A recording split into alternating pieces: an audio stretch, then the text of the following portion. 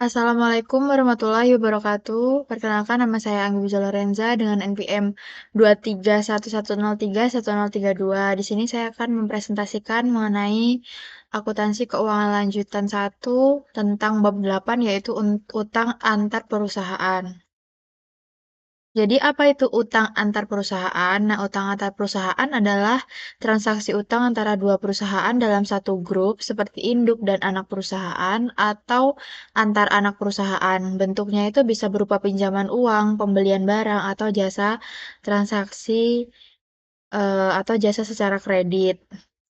Kemudian pentingnya eliminasi transaksi. Jadi, transaksi antar perusahaan itu tidak melibatkan pihak luar, jadi harus dihapus saat menyusun laporan konsolidasi. Tujuannya agar laporan mencerminkan kondisi keuangan grup secara nyata dan tidak terdistorsi oleh transaksi internal.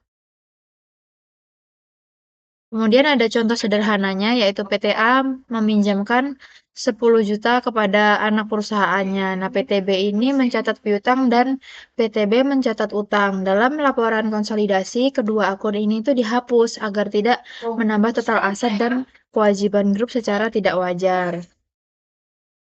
Kemudian ada pengakuan dan eliminasi bunga. Nah, jika ada bunga seperti contohnya kayak 10% dari pinjaman, maka pendapatan bunga di PTA dan beban bunga di PTB itu juga harus dihapus dalam konsolidasi. Nah, ini karena bunga hanya dipindahkan atau berpindah dalam grup, bukan dari pihak luar.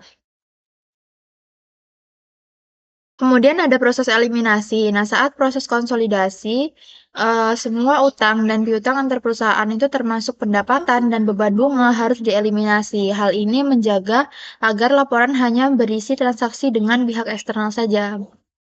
Kemudian ada tantangan dalam praktik. Nah, kendala yang sering terjadi adalah waktu pencatatan, perbedaan kurs mata uang, dan penggabungan atau kompensasi antar transaksi yang tidak jelas. Nah, ini dapat menyulitkan proses eliminasi. Kemudian ada studi kasus ringkas. PTA meminjam 50 juta dari PTB dengan bunga 5 juta yang belum dibayar. Dalam laporan konsolidasi, semua jumlah tersebut itu harus dihapus, baik utang, piutang, maupun bunga. Lalu kesimpulannya yaitu transaksi utang antar perusahaan itu wajib dicatat secara konsisten dan dieliminasi dalam laporan konsolidasi agar laporan tidak menyesatkan dan tetap mencerminkan kondisi ekonomi grup secara objektif. Mungkin itu saja presentasi dari saya. Apabila ada kurang lebihnya, saya mohon maaf. Saya akhiri. Wassalamualaikum warahmatullahi wabarakatuh.